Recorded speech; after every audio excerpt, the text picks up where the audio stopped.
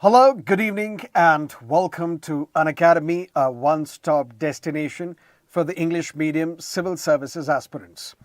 Welcome to our NCERT series. As announced in 8 classes, our endeavor is to complete all the important chapters of this beautifully written book, Indian Constitution at Work, which is a textbook in political science for class 11th. We have already covered 3 lectures. Today is day 4, and today we shall discuss another important chapter called the Executive. And if these sessions are aiding your civil services preparation, do consider subscribing to our YouTube channel. Towards the end, we will also look at some of the previous year's question papers, some of the questions which have been asked previously from this topic, the Executive. So let's get started and look at what is an executive. In the next lecture tomorrow, we will discuss legislature. But if you're aware, the job of the legislature is to make laws, is to enact laws. But who implements these laws? Who executes these laws? That's the job of the executive. So what are you trying to say?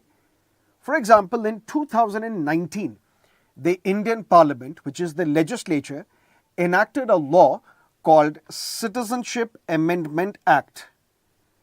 And the purpose of this law was to fast-track citizenship for those who have migrated from Pakistan, Afghanistan and Bangladesh who have entered India on or before December 31, 2014, and if they belong to the 6 religious minorities of these countries: Hindus, Christians, Buddhists, Jains, Sikhs and Parsis, India will grant them citizenship. That is the law passed by the Parliament. But to implement these laws, we need rules. To provide the citizenship certificate, which means to implement this law, that's the job of the executive. Rules, for example, how do we know that all these migrants are from Pakistan, Afghanistan, Bangladesh? How do we know the country of their origin? For that, we need rules, and rules are made by the executive. How do we know that these migrants have entered India on or before December 31, 2014? What are the documents required to prove your entry into India on or before this date? For that, we need rules. How do we know that you are from the 6 religious minorities of these 3 Islamic countries, Pakistan, Afghanistan, Bangladesh? For that, we need rules. What are the documents that you need to furnish to prove your religion? For that, we need rules. And these rules are made by the executive. And this is also what we call something that is not mentioned in NCERT, but something that I'm going to tell you. This is what we call delegated legislation.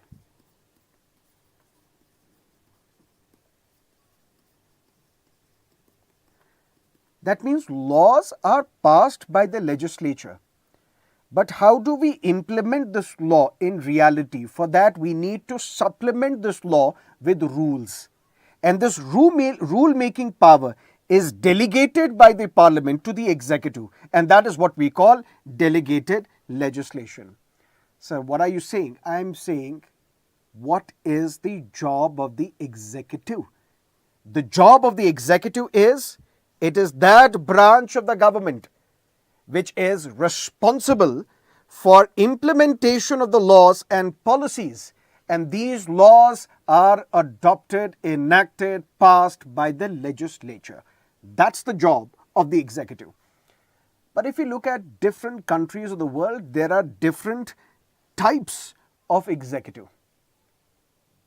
And in simple words, I'm going to make you understand what are these different types of executive. There can be a parliamentary type of executive, there can be a semi-presidential type of the executive, or there can be a presidential form of the executive. Presidential form of the executive, for example, something that we see in the United States of America, where elections are going to be conducted. Elections are going to be conducted to elect the President of the United States of America. And he or she is a powerful figure. Powerful figure in the sense, this president is the head of the state as well.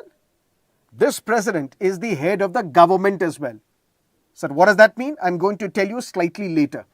But here, just keep in mind that here is the president in countries, for example, France, Philippines, United States of America, where there we see a presidential type of executive, where the head of the government as well as the head of the state is the president. State, not the state government, state as the political entity, the entire country. The head of the state, the head of the government is the president. And this president is usually directly elected by the people. For example, in France, for example, in Philippines. But in case of United States, people elect the electors, members of the Electoral College, and then they elect the President of the United States of America. And this President is not accountable to the legislature. Not accountable to the legislature in the sense, the President of the United States of America is elected and the term of his or her office is 4 years. And this term is fixed. That means it does not matter if tomorrow Miss Harris becomes the President of the United States of America. She belongs to the Democrats. It does not matter whether the Democrats control the parliament, control the legislature in United States. And the legislature in United States is known as the Congress. And this US Congress has two houses, the House of Representatives and the House of Senate. It does not matter whether the Democrats have the majority in Senate or House of Representatives. No, the term of the president is fixed at 4 years. He or she will complete 4-year term. But yes, you can be removed from your office as well. For example, the President of the United States of America can be removed from his or her office and on the charges on the grounds of treason. You cannot be removed from your office just because the political party to which you belong does not enjoy the majority in the legislature. On that grounds, you cannot be removed. You can be removed if you have committed some offense, and that offense is treason. Long story short, what is the job function of the executive? To implement the laws and the policies enacted by the legislature. There are different types of executive that we see in different parts of the world. For example, a presidential type, semi-presidential, parliamentary. What is the presidential type? The head of the state, the head of the government is the same person. All the powers are concentrated, when it comes to executive powers, are concentrated with this individual who is the head of the state. And you may be directly elected by the people, but usually you are directly elected, but it is not necessary that this president should be directly elected by the people. Can be indirectly elected as well. But the fact of the matter is, the presidential type of executive is considered to be much more stable. Stable in the sense, the president is elected for a term, which can be 4 years or 5 years, and then you complete your term. It does not matter whether the party to which you belong, whether that political party has the majority in the legislature or not, doesn't matter. You can be removed, yes, but not because your party lacks majority on the floor of the legislature, because this president is not accountable to the legislature.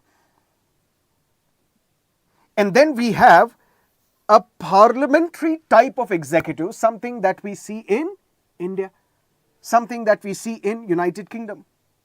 And what is the parliamentary form of government? Head of the state is different. Head of the government is different. Who is the head of the state in India? The President of India. Who is the head of the government? The Prime Minister. Basically, who implements the laws passed by the legislature? It is the Prime Minister and his Council of Ministers. There is still the President, and I'll tell you slightly later why do we need the office of the President. But the President is a ceremonial head. The president is the titular head. The president is only a constitutional head. The real power is with the Prime Minister and his Council of Ministers. And this Prime Minister and his Council of Ministers, they are accountable to legislature.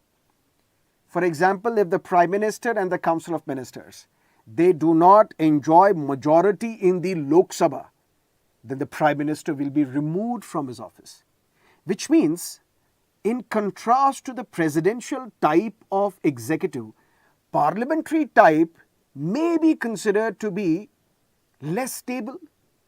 Because if the political party to which the Prime Minister belongs, if that political party does not enjoy majority on the floor of the legislature, then this Prime Minister and his Council of Ministers will be removed.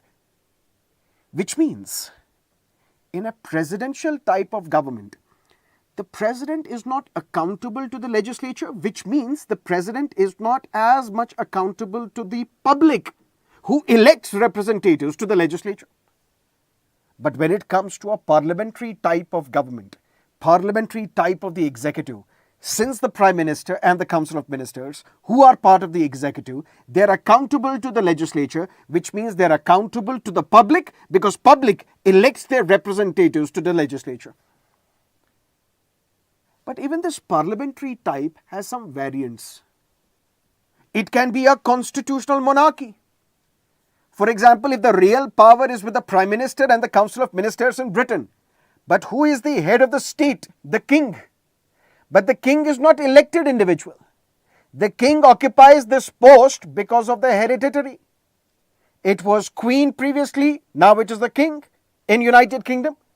That means Britain is an example of parliamentary type of government, but something that we can call a constitutional monarchy. Yes, they have a constitution, which we have discussed in chapter 1, can be termed unwritten constitution, but they have a constitution. But since they are also a democracy, which elects their Prime Minister and the legislators, but the real power is with them, but the nominal head, the constitutional head, the titular head, the ceremonial head is the king. But the king occupies this post because of hereditary. So this becomes monarchy, but it is also democracy. It is also constitutional democracy, but we call it constitutional monarchy. Who is the head of the state in India? The president. Is the president occupying that post because of hereditary? No, because the head of the state is an elected individual. And any democracy where the head of the state is elected, not occupying a post because of hereditary, we call that system as a republic. So we know what is the presidential form of executive or type of executive. We know what is a parliamentary type of executive. And this parliamentary type of executive can further branch out into constitutional monarchy and a parliamentary republic. Then we have something in between called semi-presidential. And what is the semi-presidential? For example, in today's The Hindu newspaper analysis that I conducted, we discussed the elections to the president which happened in Sri Lanka, in which a Marxist leader has now been elected as the president of Sri Lanka. In Sri Lanka, they have a semi-presidential system, which means they have a prime minister as well, they have the president as well. But sir, in India also, we have the president and the prime minister. Can we call India a semi-presidential system? No. Why? Because in India, the president does not have the real powers. The president does not interfere in the day-to-day functioning of the government.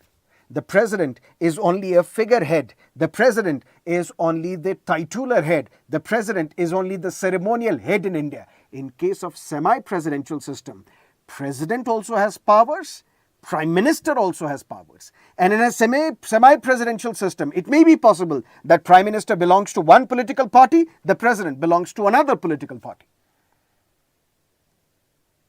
Long story short, there is a presidential type of executive, there is a parliamentary type of executive, and then there is a semi-presidential type of executive. For example, in Sri Lanka, where president also has some powers, Prime Minister also has some powers. Unlike India, where the President does not have the real power because the real power is vested with the Council of Ministers headed by the Prime Minister. Then, sir, why do we need the President? Again, park your thoughts. I'm going to tell you the reason slightly later. Parliamentary executive in India. Why did we adopt for a parliamentary form of executive and not the presidential or the semi-presidential? The reason is we were exposed to the parliamentary type of functioning even when we were under the colonial rule, even when we were under the British rule.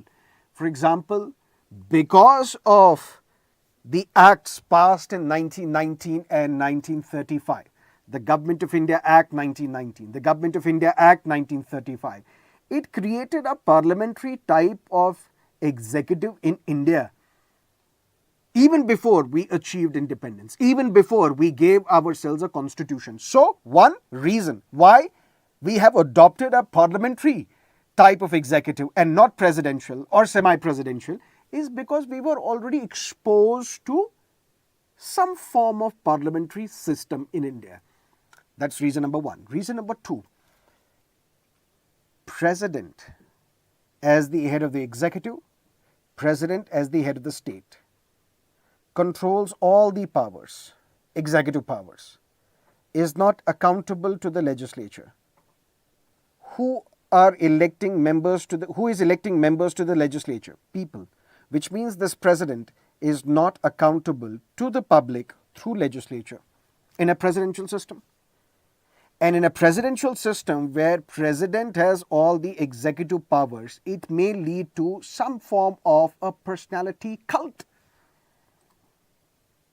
which was not acceptable to the members of the Constituent Assembly which drafted and framed the Constitution of independent India.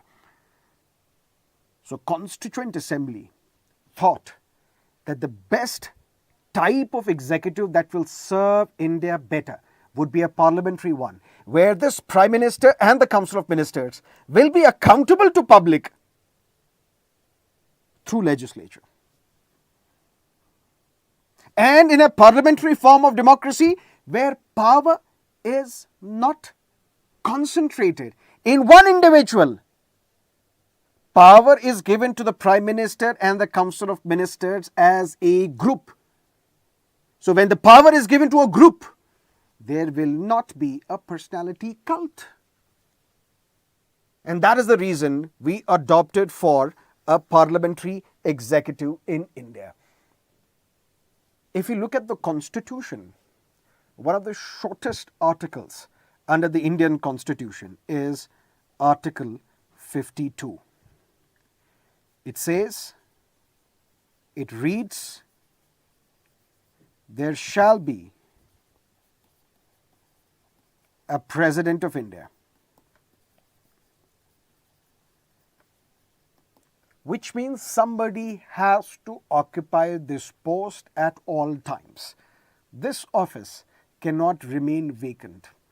We cannot envisage our constitutional scheme without someone occupying and holding the office of the President of India. That's Article 52.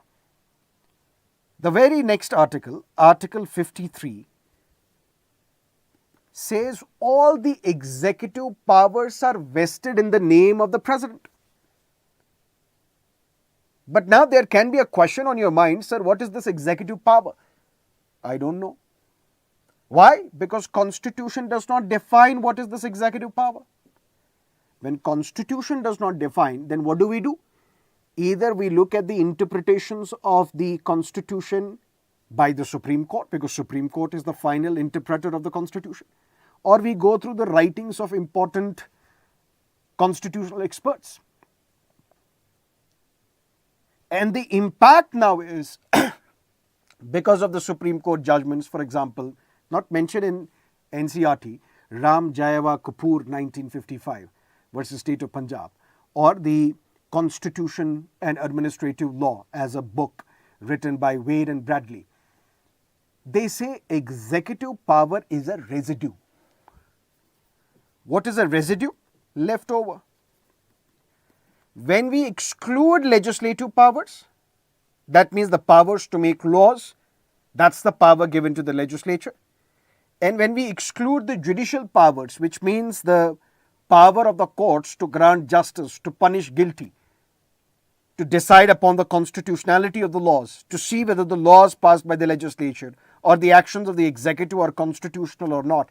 If we exclude, if there is a term power, if there is whole set of powers given, if we exclude the legislative powers, if we exclude the judicial powers, whatever else is left, that's the executive power. And that executive power is vested in the name of the President of India. But both these two articles might give you a conflicting view. You may start believing that Indian President is the most powerful constitutional functionary in India. But you don't have to look at this from this angle. Why? Because you will have to look at Article 52 and 53 by also looking at Article 74 of the Constitution. And there is a history to Article 74 as well. When the Constitution was enacted on 26th January 1950, this Article 74, Clause 1 read, "There shall be a Council of Ministers with the Prime Minister at the head to aid and advise the President." Full stop. That's it. That means there will be Council of Ministers which will be headed by the Prime Minister, and the principal job of this Council of Ministers and the Prime Minister is to aid and advise the President. That's it. That's the only line which was mentioned under Article 74. Which might have given a sense that maybe this advice of the Prime Minister and Council of Ministers is not binding on the President. Advice in the sense, appoint this person as the Attorney General. Appoint this person as the chairperson of the UPSC, for example. Implement this policy, for example. But if the President would have said, no, there is nothing in the Constitution which would say otherwise, that President can't say this. Because on one hand, Article 52 says there shall be a President of India, and this word shall makes it abundantly clear that somebody has to occupy this post at all times. This office cannot remain vacant. And further, Article 53 says all the executive powers are vested in the name of the President. And then Article 74, Clause 1 would say there shall be Council of Ministers with Prime Minister at the head to do what? To aid and advise the President. But where is it mentioned that this advice is binding on the President? It's not mentioned. Then Shrimati Indira Gandhi was the Prime Minister. Constitution was amended. This Article 74 was amended. The year was 1976, 42nd Constitutional Amendment Act. And then this paragraph was added, or these further lines were added. There shall be Council of Ministers with Prime Minister at the head to aid and advise the President, who shall act on that advice. Now this term shall makes it binding on the President to accept that advice.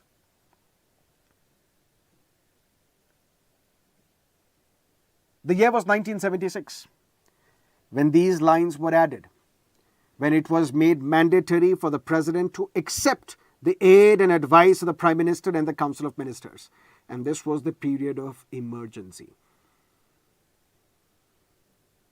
Then Janata Party fought the elections on a plank, on a promise that we will undo all the damage that has been done to the Constitution by the 42nd Amendment. Because when you will read polity, you will encounter 42nd Amendment multiple times. This is also known as the mini revision of the Constitution. Massive, major changes were made to the Constitution by this 42nd Constitutional Amendment Act, 1976. Janata Party perhaps lived up to its promise and amended this Article 74 when they came to power. And this was done by the 44th Constitutional Amendment Act, 1978, under which this paragraph was added, provided the President may ask for the reconsideration of that advice. But once the same advice is given again, it's binding on the President to accept that advice. Which means what? Let me make it slightly humorous, but something that you may understand. Original Constitution as it stood on 26th January 1950. There is Prime Minister and Council of Ministers. There is the President. Prime Minister and Council of Ministers advising the President, stand up. President will say, I will remain seated. Because where is it mentioned in the Constitution that whatever you tell me, it's binding on me? I will not stand up. I will remain seated. 42nd Constitutional Amendment Act 1976. Prime Minister, Council of Ministers advising the President, stand up. He has to. She has to. 44th Constitutional Amendment Act 1978. Prime Minister and Council of Ministers advising the President, stand up. Now the President can say, please, can you reconsider your advice? Can I remain seated? If the Council of Ministers and the Prime Minister agree, okay, dear President, you remain seated. President will remain seated. If the Prime Minister and Council of Ministers say, no, stand up, President has no other option but to stand up. That's the role of the President. That's the status of the President. That's the constitutional position of the President in India.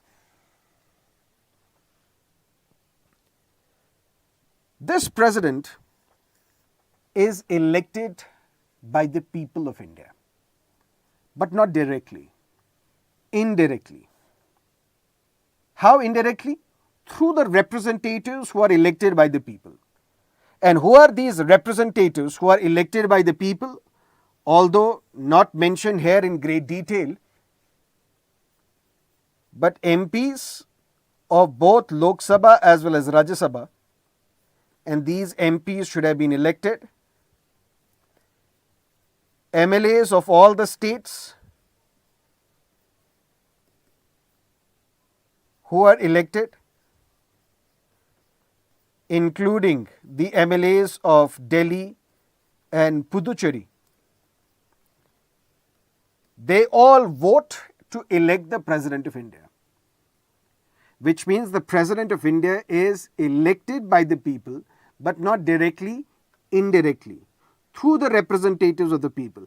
And who are these representatives elected by the people? There are MPs elected to Lok Sabha, MPs elected to Rajya Sabha, MPs elected to the MLAs elected to the state legislative assemblies, including 2 union territories where we have legislative assembly, Delhi and Puducherry.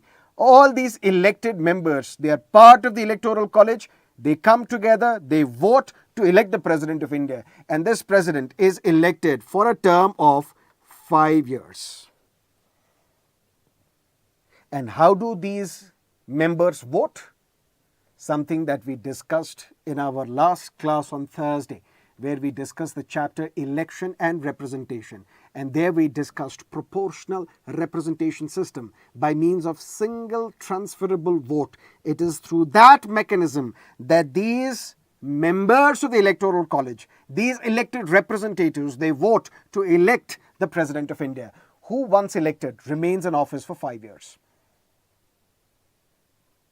But even before completing 5 years, the President may also be removed.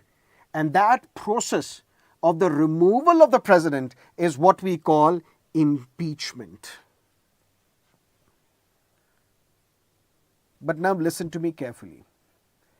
Whatever we are going to discuss today in this chapter, Executive, this chapter, Executive, if we have to prepare it holistically for the civil services examination, ideally, it will not take us less than 12 to 14 hours. But in about 1 hour, we are going to complete this chapter. Why? Because NCERT is only a foundation. Only basics would be cleared. And that is why towards the end, we will discuss some of the previous year's question papers related to prelims only. I checked some of the comments made by you, sir. Please discuss PYQs related to mains exam as well. But listen to me carefully. You cannot write a mains answer only by following the NCERTs, particularly in Indian polity. Why? Because you need to pepper your answers with statistics, with Supreme Court judgments, with current affairs. that can be only possible if you read NCERTs, then go through Lakshmikant, and then go through current affairs, newspapers. All these three things put together would make you mains ready. Otherwise, NCERTs can at best help you solve some of the MCQs, but will not play a major role in writing good mains answers in your second stage of the examination.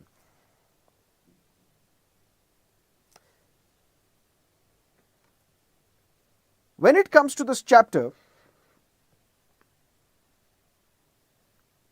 we say the president is the formal head of the government, and when the president has powers, we can classify these powers into executive powers, legislative powers, judicial powers, emergency powers. But all these powers are to be exercised by the president only on the aid and advice of the Council of Ministers headed by the Prime Minister. Sir, what are these emergency powers not mentioned in NCERTs? Emergency power means if a state government is to be dismissed, president's rule is to be imposed. If a national emergency is to be imposed, if financial emergency is to be imposed. On paper, that's the power given to the president. That means the president can proclaim national emergency. The president can proclaim president's rule. The president can impose financial emergency. But in reality, it is done by the president on the advice of the Prime Minister and the Council of Ministers. The president appoints Attorney General on the advice of the Prime Minister and Council of Ministers. The president appoints CAG on the advice of the Prime Minister and the Council of Ministers.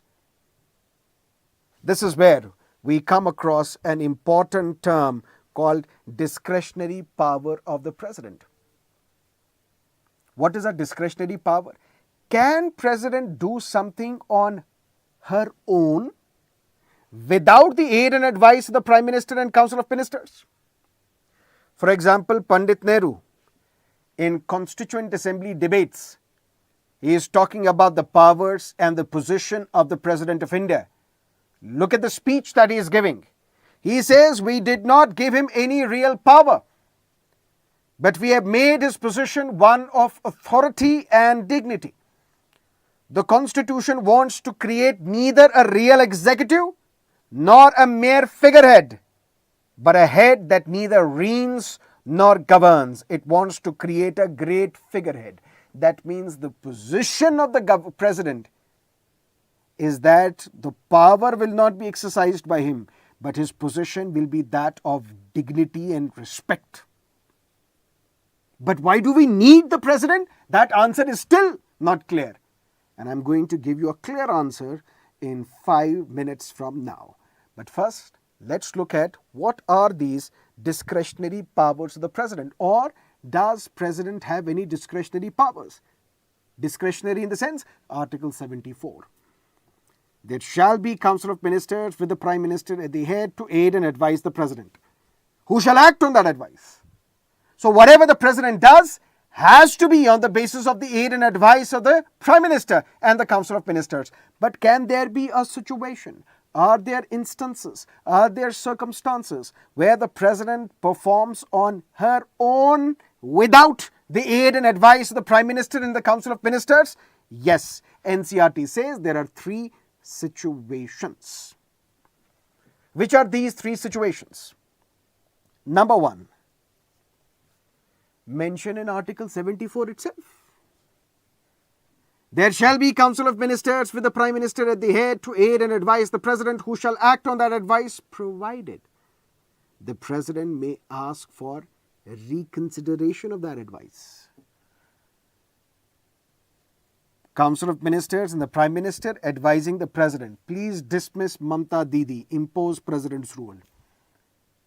This is where the President has the discretion. Discretion in the sense, the President may ask the Prime Minister and Council of Ministers, can you please reconsider? Can you please reconsider this advice that we should not dismiss Mamta Didi? We should not impose President's rule in West Bengal? And when the President is asking the Prime Minister and the Council of Ministers to reconsider that advice, that is the discretionary power of the President. But it's another matter.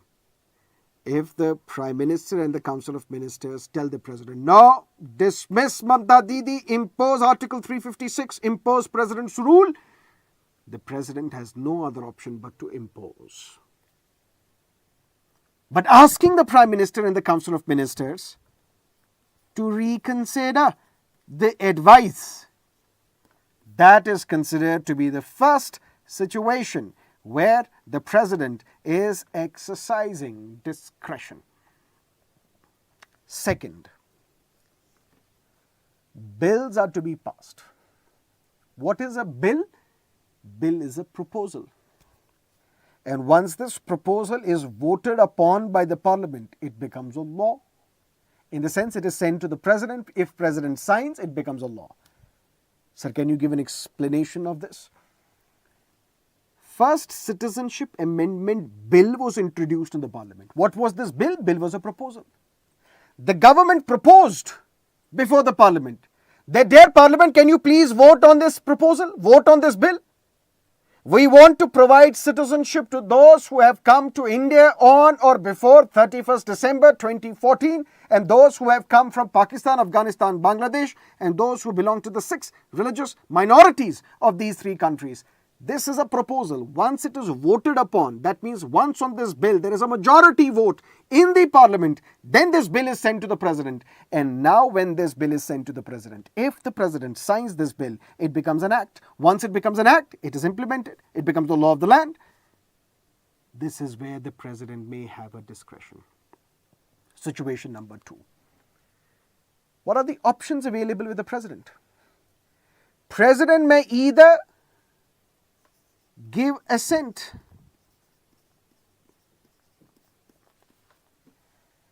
This bill is presented to the President, which has been voted upon by Parliament. President signs this bill, bill becomes an act.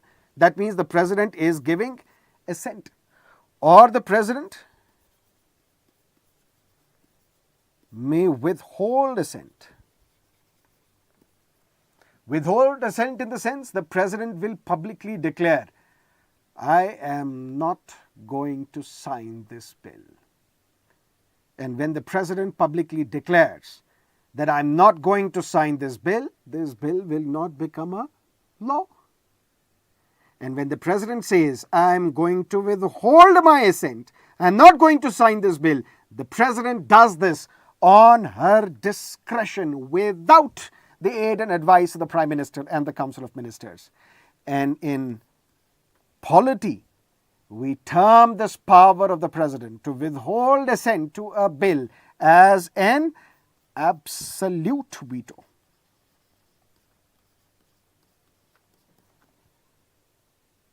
There is another power available with the President. The President may send the bill back.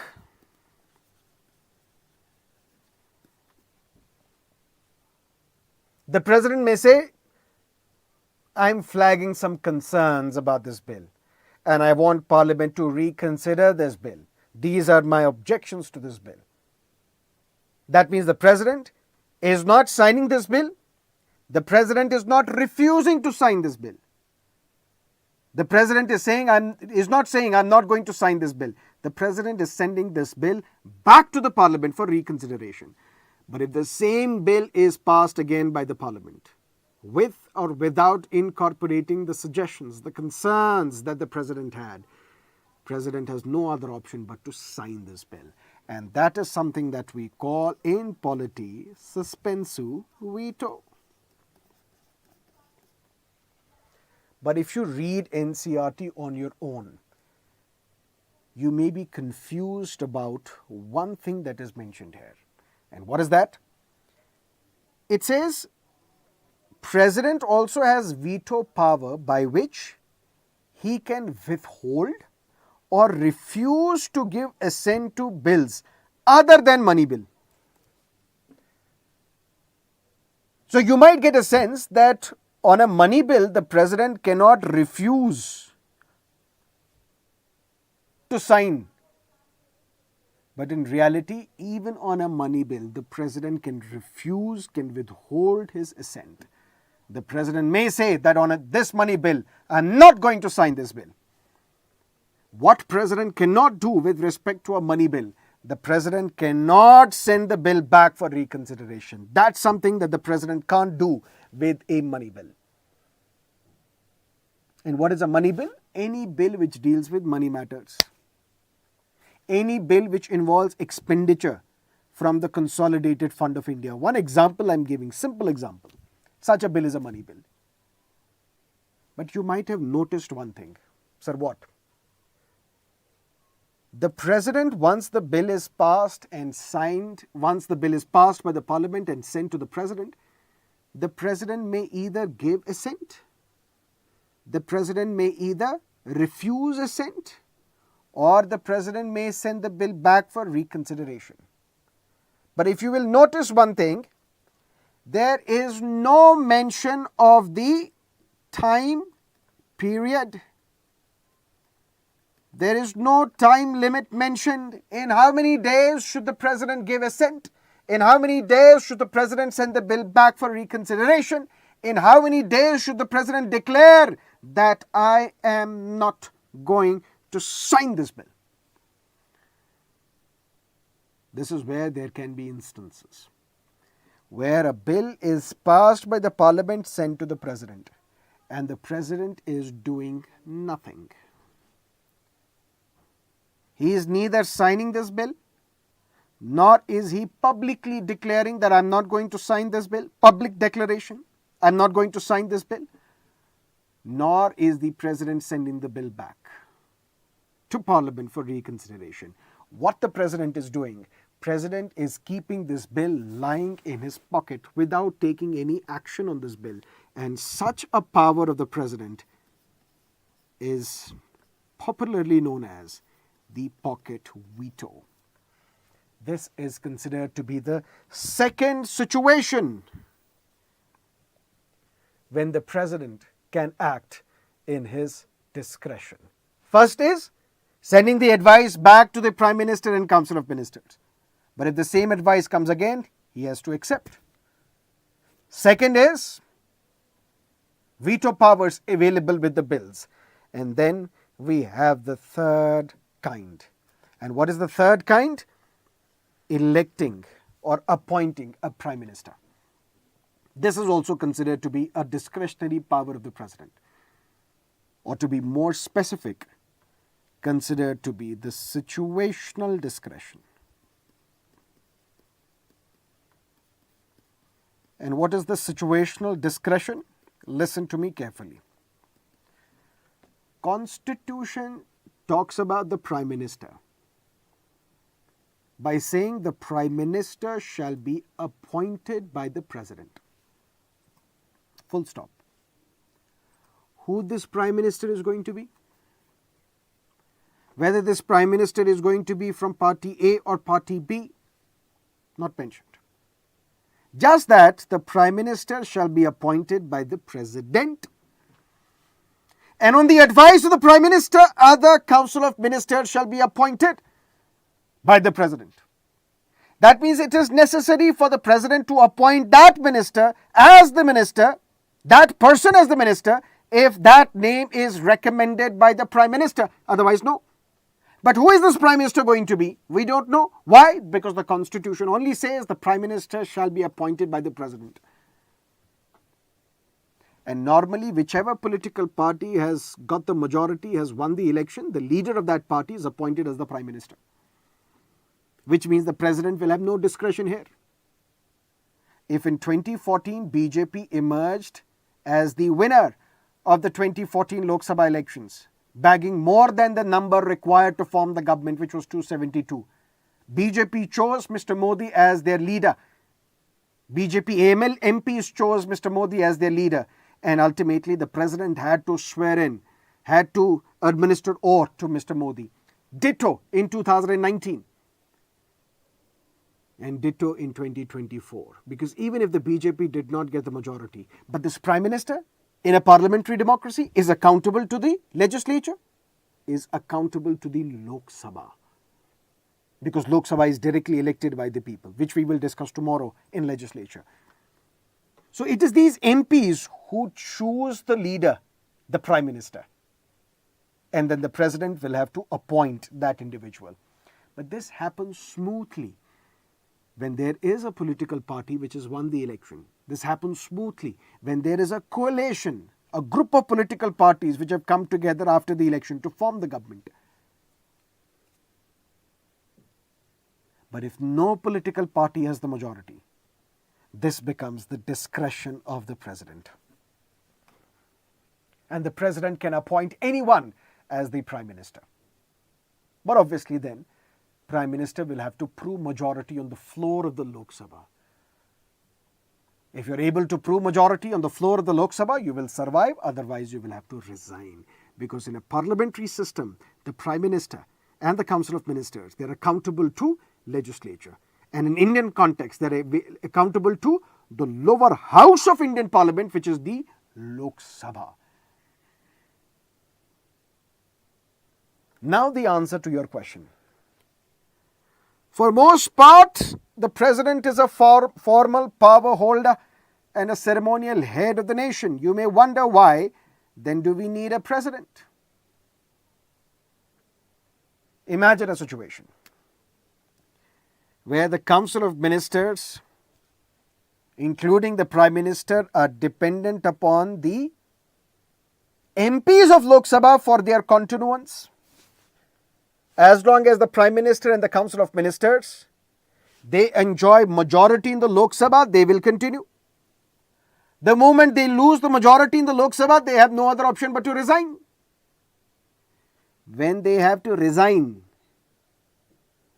there is a break. Break in the sense, we don't have anyone in the Prime Minister's position as the Council of Ministers. This is where there has to be somebody, head of the state, who has a fixed term, like the President, who is there for 5 years. And this President will appoint someone else as the Prime Minister and then someone else as part of the Council of Ministers. That's why we need the President. There has to be someone permanently occupying this post. That's why we need the President. And reason number 2. If there is no clear political party which has got the majority in the elections, now the President will have to select somebody and appoint that person as the Prime Minister so that the government can be run, because we can't run without the Prime Minister. We need somebody to run the affairs of the state, run the executive, and for that we need the Prime Minister. And if there is no political party which has the majority, which means they can't elect their own candidate to become the Prime Minister, which primarily means now President will have additional responsibility of choosing one as the Prime Minister. That is why we need the President of India. Clear? But the fact of the matter is, there is also somebody called the Vice President of India. Vice President of India, for example, Mr. Dhankar. What is the role of the Vice President? Vice President is also elected for a period of 5 years. Who elects the Vice President? The people of India. But not directly, indirectly. How? Through members of both houses of the Parliament.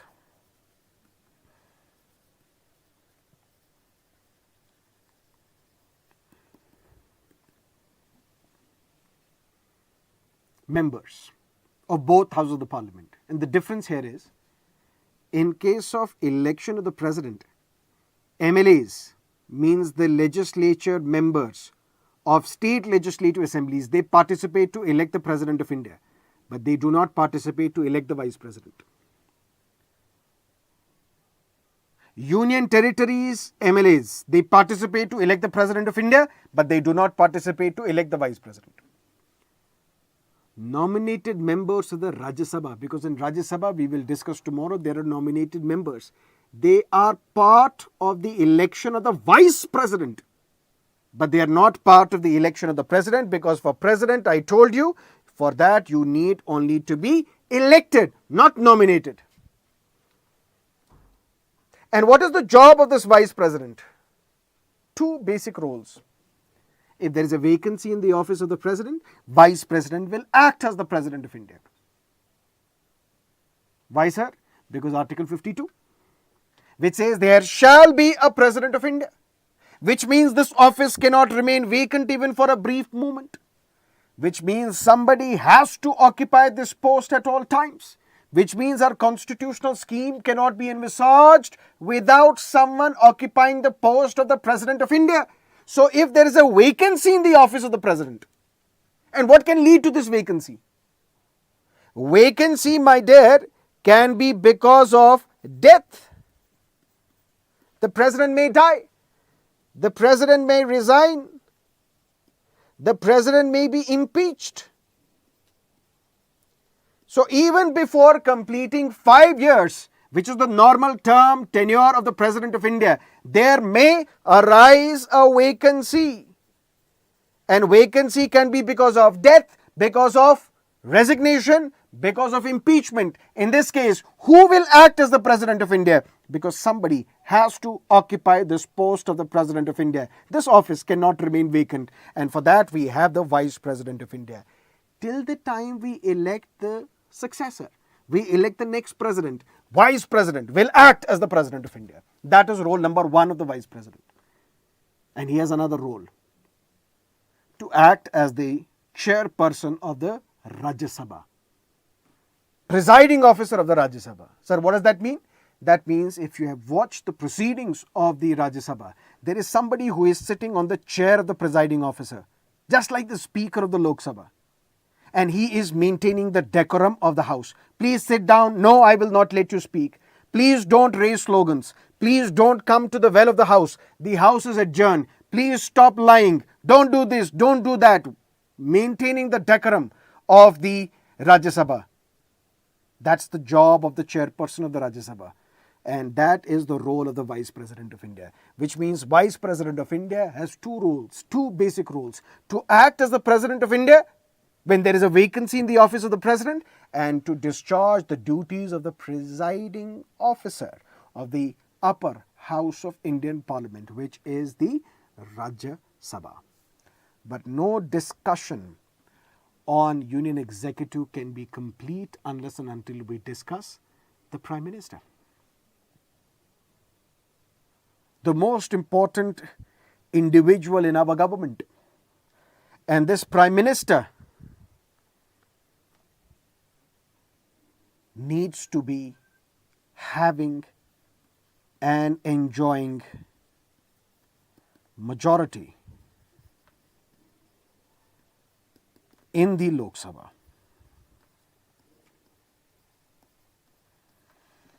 Let me ask you a question. Do we elect the Prime Minister directly? We don't. What we do, we elect 543 representatives to Lok Sabha, something we have discussed on Thursday. And then these 543 MPs will come together to elect the Prime Minister, which means for this Prime Minister to continue as the Prime Minister, he or she must enjoy the support, the majority of the Lok Sabha. And the moment you lose this majority, you have no other option but to resign. So first step after every election is the President choosing the Prime Minister. Because in reality, all powers are concentrated with the Prime Minister. All the executive powers are with the Prime Minister. Can I become the Prime Minister today? I can. But sir, you are not a member of Lok Sabha, or are you? We don't know. But sir, you are not the member of the Rajya Sabha, are you? We don't know. Indian Prime Minister can be either from Lok Sabha or Rajya Sabha. Doesn't matter. Or I may not even be a member of either of the houses.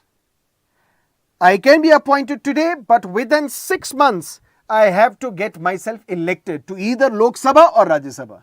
And if I can get myself elected to either Lok Sabha or Rajya Sabha within 6 months of my appointment, I will continue as the Prime Minister. But even then, I need support, majority in the Lok Sabha. But how many ministers can there be?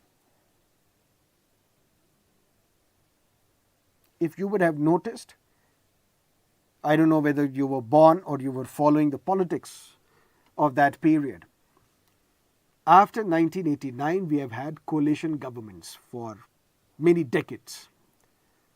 Throughout 90s, early 2000, it was only in 2014 that Mr. Modi's BJP bagged the majority on its own and formed a full-fledged one-party government at the center. Although they brought in allies as well, but it was meant to be a full-fledged majority government.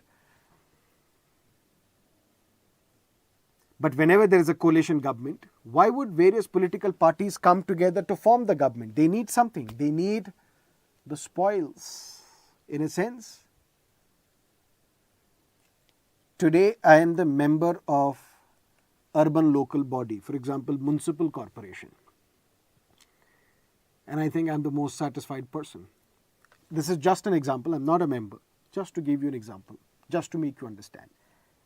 But after some time, I'm not satisfied. Oh, I should be the MLA. Once I became an MLA, I'm now satisfied. Then after some time, no, not MLA only, I should be a minister. I was appointed a minister for Panchayati Raj, or I was appointed minister for, let's say, agriculture. Not satisfied.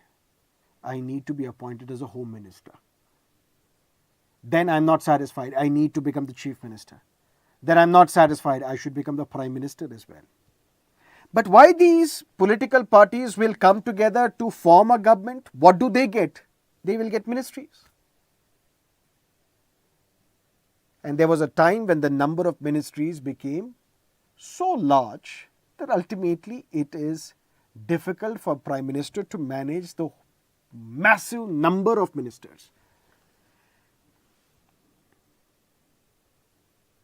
And that is something that we call span of control.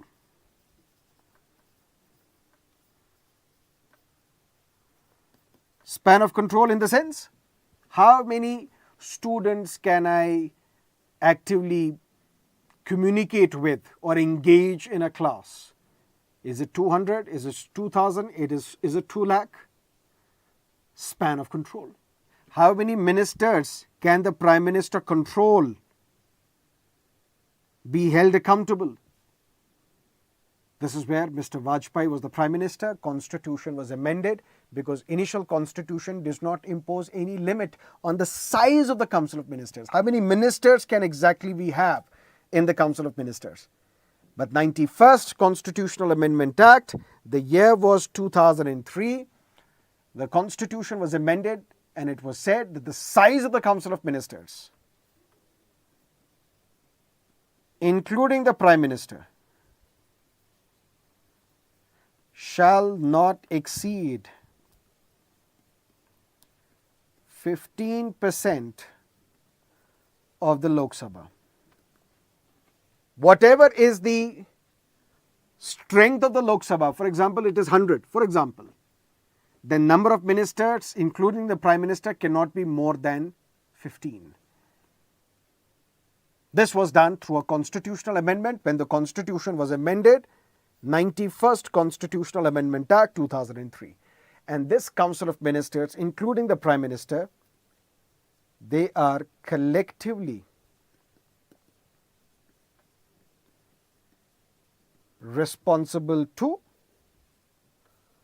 Lok Sabha. That means to the lower house of Indian Parliament.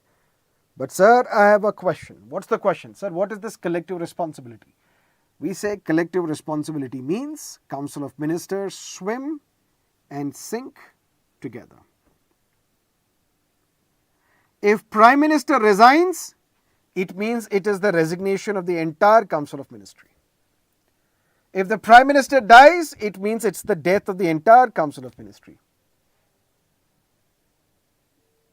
If a vote of no confidence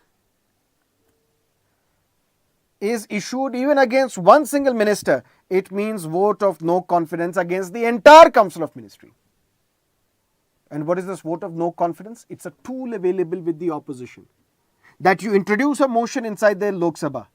And if this motion is passed by simple majority, which means the government will have to resign. collective responsibility. A motion of no confidence against one minister means the motion of no confidence against the entire Council of Ministry. Although technically it should not be vote of no confidence, because vote of no confidence can be issued only against the entire Council of Ministry. It can be a censure motion, because censure motion can be introduced against the minister as well as against the entire Council of Ministers. But what are these different types of motions? We may discuss them separately. Right now, just keep in mind, because it's not mentioned in this chapter, that this is a tool by which the Council of Ministers is held accountable by the opposition. Because I told you, parliamentary democracy means the Council of Ministers and the Prime Minister, they are accountable to Lok Sabha, which means they should have the majority in the Lok Sabha, which means if they lose majority in the Lok Sabha, they have no other option but to resign. Second, collective responsibility means once the decision is taken by the entire Council of Ministry, every minister has to support it. If you can't support it, then you need to resign. For example, when Shabano judgment was given by the court in 1985, where Supreme Court ruled that despite so many decades of India's independence, Uniform Civil Code has not been implemented. Supreme Court said that a Muslim woman who is divorced by her husband will get maintenance for her entire life. This is where some of the leaders belonging to the Muslim community, some of the clerics belonging to the Muslim community, they tried to persuade the then Prime Minister, Shri Rajiv Gandhi, to bring in a law to nullify the impact of the Supreme Court judgment. And this is where the Council of Ministers introduced a bill called Muslim Women Protection of Rights on Divorce Bill 1986. And the purpose of this bill was to negate the judgment of the court. Because if the court said maintenance should be provided by the husband, by the ex-husband to his ex-wife for her entire life, it should not be for the entire life, it should only be for 3 months period. There was one minister, Arif Muhammad Khan, who disagreed with this bill. But collective responsibility means if now the decision has been taken by the entire ministry, you have to support it. You have to respect it. If you can't accept that decision, you need to resign. And Arif Muhammad Khan resigned. Collective responsibility. Council of Ministers, including the Prime Minister, swim and sink together.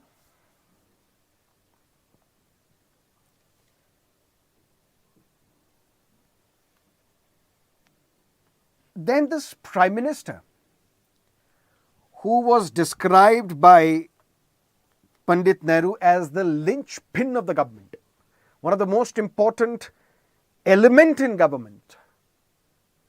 Where does this Prime Minister derive its authority? He derives his authority because he has control over his ministers. If I am the Prime Minister and I don't like the performance of the Finance Minister, I can ask her to resign. If she does not resign, I will ask the President to dismiss her. And the President is bound to accept my advice and dismiss her. So I am, as the Prime Minister, exercising control, or I am wielding power because I have control over my Council of Ministers. And not just that, I am the leader of the Lok Sabha. Who is the leader of the Lok Sabha? Prime Minister, if you are the member of the Lok Sabha. That's how I derive my authority. I derive my authority because I have control over the bureaucratic machine.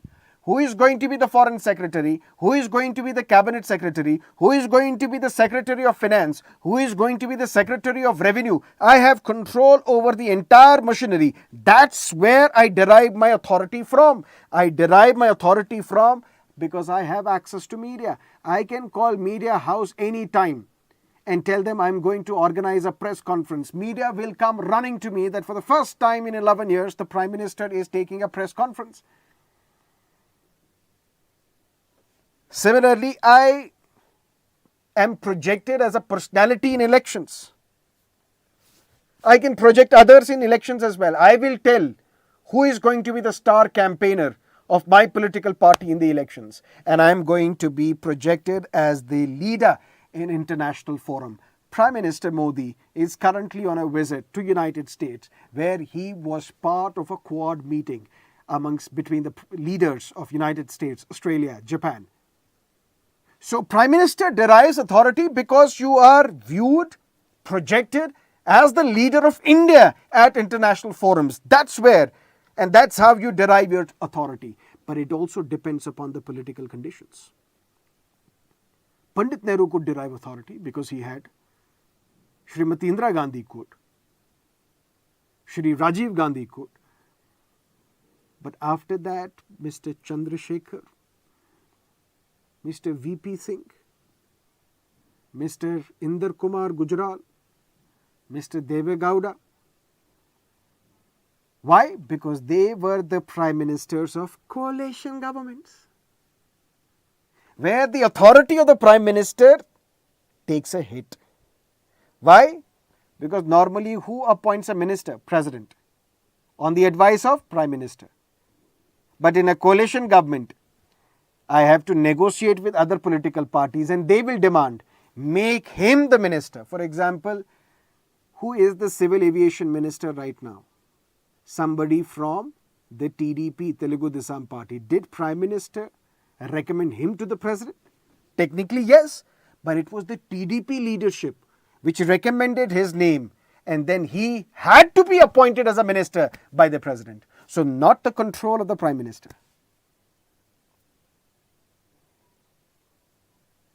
And if you are part of the coalition government, then various political parties which are also part of this coalition government, they will pull you into different directions. For example, when Dr. Manmohan Singh was the prime minister, he could not attend the meeting of Commonwealth heads of government meeting, which was scheduled in Colombo in Sri Lanka. Why? Because one of the coalition partners in that government was the DMK, which is a political party in Tamil Nadu, which opposes the Sri Lankan government's policies towards the Tamil minority in Sri Lanka. Dr. Manmohan Singh could not attend this Commonwealth head of government's meeting. However, the power which the Prime Minister wields and actually puts into use depends upon the prevailing political conditions.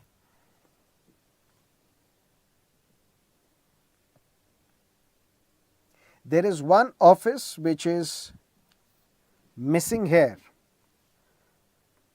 is that of the Attorney General for India. Because at the central level,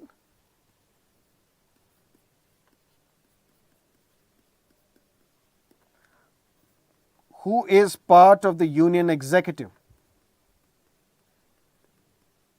At the central level, we have the President, we have the Vice President, we have the Prime Minister, we have the Council of Ministers, and we have the Attorney General for India. These are the entities who are part of the Union Executive. And who is the Attorney General? Basically, who represents the government of India before the Supreme Court or courts in this country. Because quite often, sometimes the government is dragged to the court. And who will represent the central government, the union government before the courts in this country? That's the job of the Attorney General for India. And similar parliamentary type of executive we follow in the states as well. In the states, we have the governor, we have the chief minister, we have the Council of Ministers, and at the state level, we have the Advocate General of a state.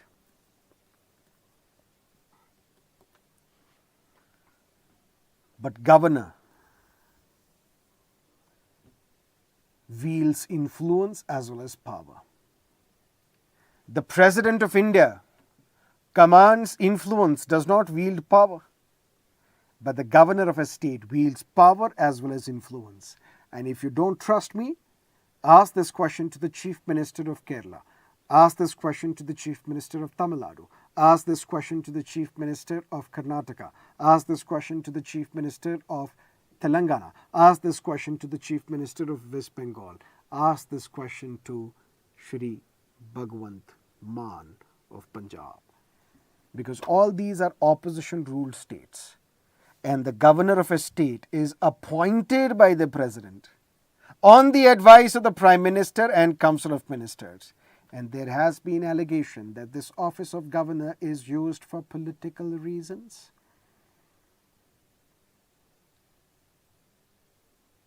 And primarily destabilizing the governments ruled by the opposition political parties in the states. And that is why this matter has gone to the Supreme Court multiple times.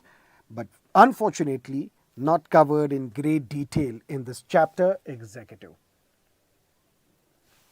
But then, if this is the executive, we can have political executive,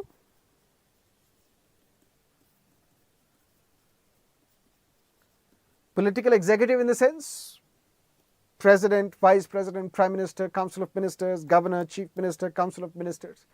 They may come and go.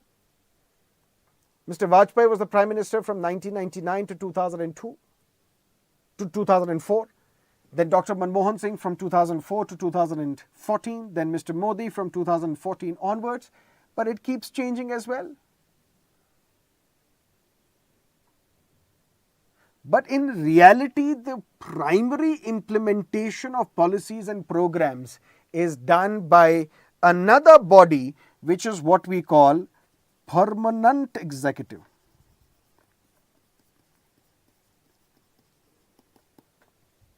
Bureaucrats, civil servants. And for that, civil services is classified into three broad categories.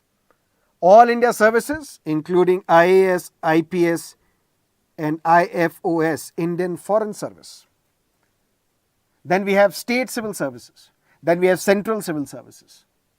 Central civil services such as Indian Foreign Service, Indian Customs, Excise, so on and so forth.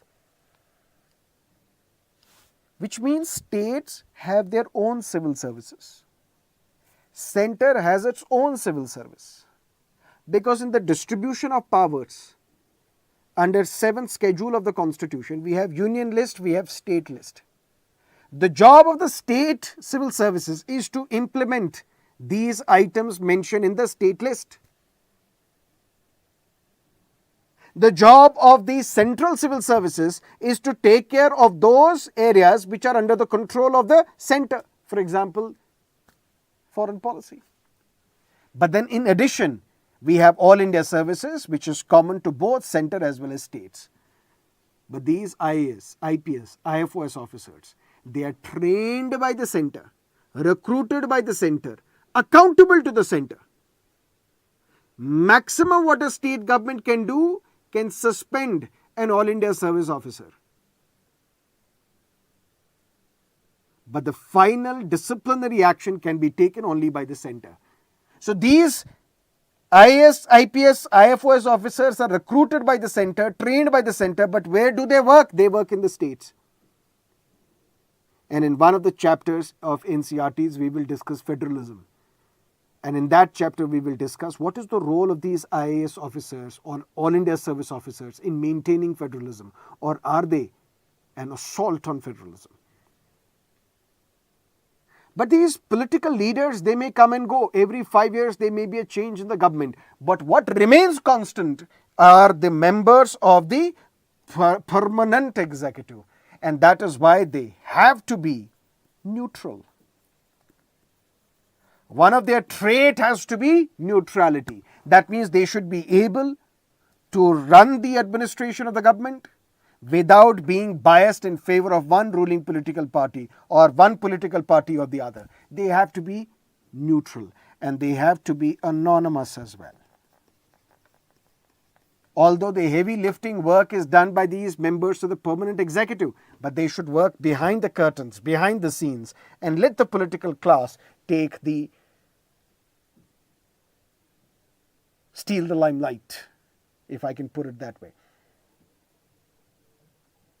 But it is often argued that these bureaucrats, they are insensitive to the demands of the public. Insensitive in the sense they don't care about the problems faced by the people. And that is why some effort was made to ensure that these members of the permanent executive, they are controlled by the political executive. Because political executive will tell them, why are you not responsive to the people's needs, their aspirations, their problems, their concerns? Because if we are accountable to the public, we will ensure that you also remain sensitive to the public. If you are not, then people will not vote for us. Bureaucrats, there is a widespread perception that they are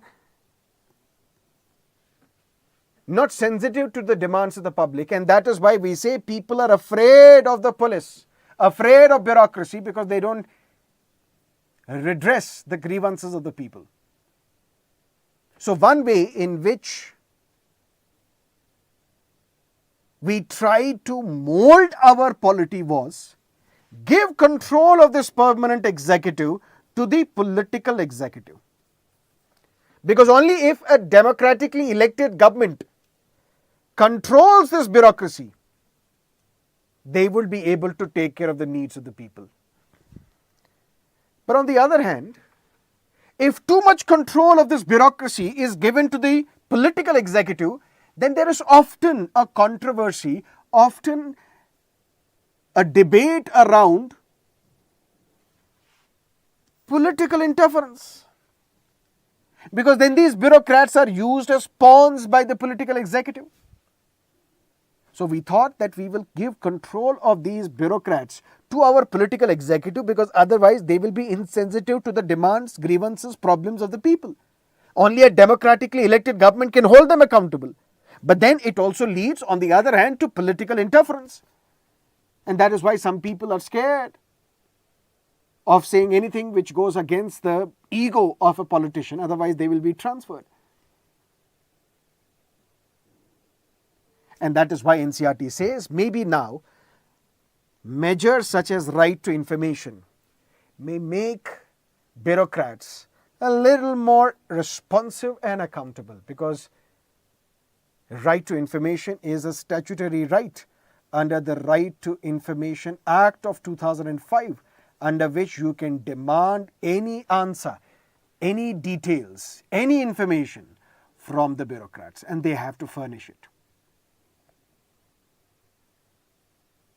That is what we call the executive.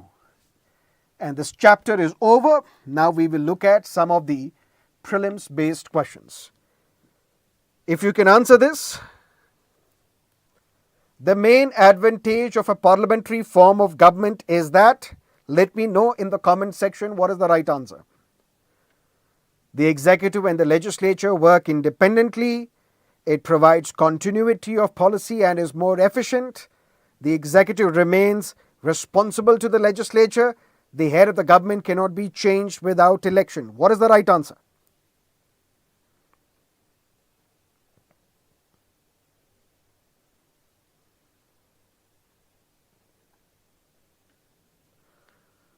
Very good. All of you are right. But I don't know the reason. Is it because you understood this lecture efficiently? Or is it because you have already gone through these previous year's question papers? The main advantage of a parliamentary form of government is that executive and legislature work independently. In fact, in parliamentary system, executive is drawn from the legislature. Because who is the prime minister? He is also part of the legislature. Who is a minister? He is also part of the legislature. So executive and legislature, they work together. It provides continuity of policy and is more efficient. How do we know that? Even presidential form of democracies, they may provide for continuity. The head of the government cannot be changed without election. The head of the government can be changed even without election. How? The prime minister loses the confidence. A new prime minister will be appointed by the president. That is why we need a president who is continuously in charge. The main advantage of parliamentary form of government is that the executive remains responsible to the legislature. And that is the reason why the founding fathers of our constitution, the Constituent Assembly, adopted for a parliamentary form of democracy, because they wanted this government to be accountable to the public, which means to the legislature. Okay. Let's look at another question. Which one of the following constitutional amendments states that the total number of ministers, including the Prime Minister, in the Council of Ministers shall not exceed 15% of the total number of members of the House of the People? House of the People means Lok Sabha.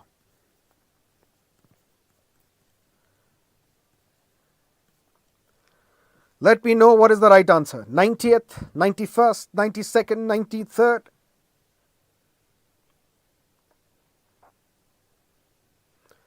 B, something that we discussed when Mr. Vajpayee was the Prime Minister, 91st Constitutional Amendment Act, the year was 2003.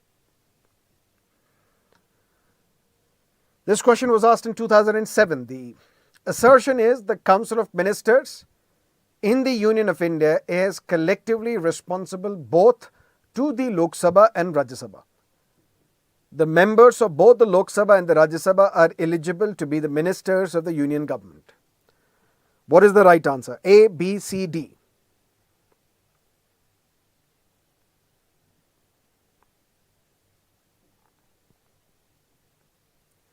The Council of Ministers in the Union of India is collectively responsible only to Lok Sabha. Why? Because Lok Sabha is directly elected by the people. So, assertion is wrong. The members of both Lok Sabha as well as Rajya Sabha are eligible to be the ministers of the Union government. The External Affairs Minister, Mr. Subramaniam Jaishankar, is from Rajya Sabha. The Finance Minister is from the Rajya Sabha. So, either you should be from Lok Sabha or Rajya Sabha in order to be appointed as a minister. Or you may not be from either Lok Sabha or Rajya Sabha. But you have to get yourself elected to either Lok Sabha or Rajya Sabha within 6 months of your appointment as a minister. That means reason is B is correct. So A is false but R is true. D is the right answer. That is something that we had to discuss today, this important, beautiful chapter, the executive. We will meet tomorrow, 6 o'clock in the evening, and we shall discuss the legislature. And if you have understood this lecture, do let me know in the comment section. Let's see if there are 102 students watching this live. Let's see after the session is over, can we expect 100 comments? Either, sir, we understood, or sir, we did not understand at all. Whatever it is, do let me know in the comment section, and see you tomorrow, 6 o'clock in the evening. Till then, have a great time. All the best. Bye-bye. Good night.